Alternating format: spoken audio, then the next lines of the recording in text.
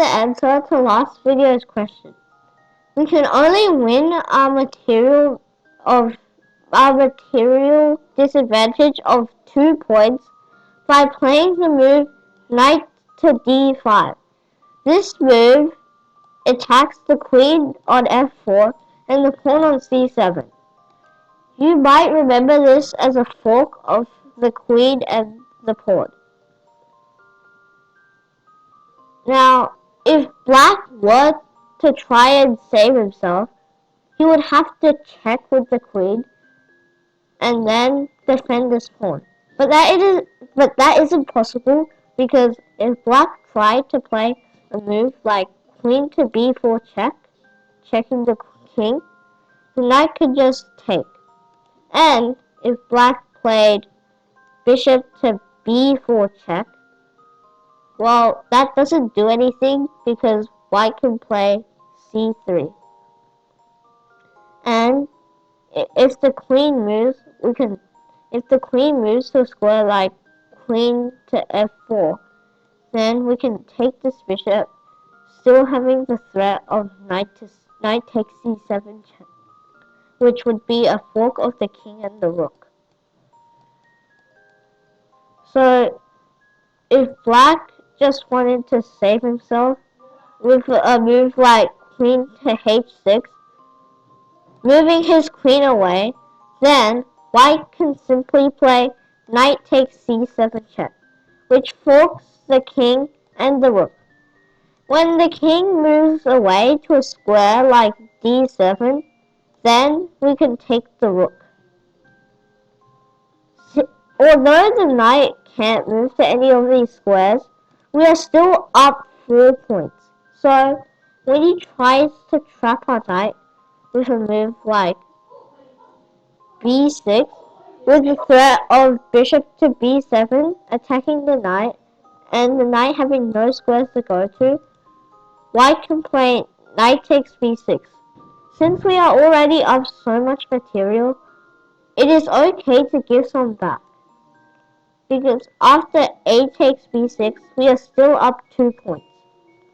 Today, I will be telling you what a skewer is and 2 examples of a skewer. And of course, the end of video question in which the answer will be in my next video. A skewer is very like a pin.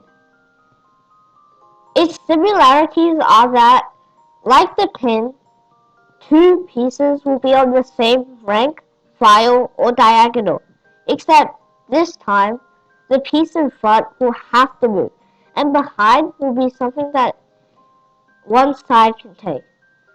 In this position, we are down by 3 points. But if we play rook to g6 check, and when the king moves, for example, to f7, we can take the queen. Now we are up 6 points. If at the start white had wanted to pin the queen to the king and played rook to a6, pinning the queen to the king, then black can take, and after we take back, we're only up 1 point. So you can see that in most cases, a skewer is much better than a pin. But also, unlike a pin, the skewers don't have anything like relative skewers and absolute skewers. There's only skewers. And my next example will be to show that all skewers don't have to include a king. In this weird position, black is up 1 point. Now, can you see which 2 pieces are on the same rank, file, or diagonal?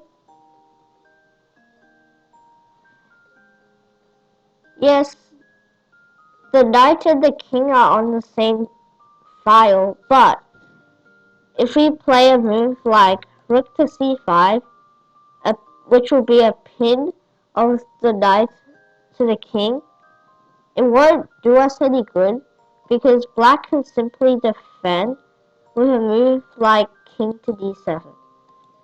Now, if you said that the knight and the queen are on the same rank, you would be very close because we can't pin it, but we can skewer the queen to the knight, not pin the knight to the queen. We can play rook to h6, and the queen will have no choice but to move because the bishop is defending the rook.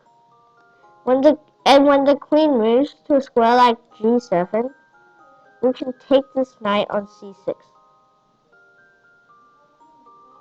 Now I will be giving you the challenge.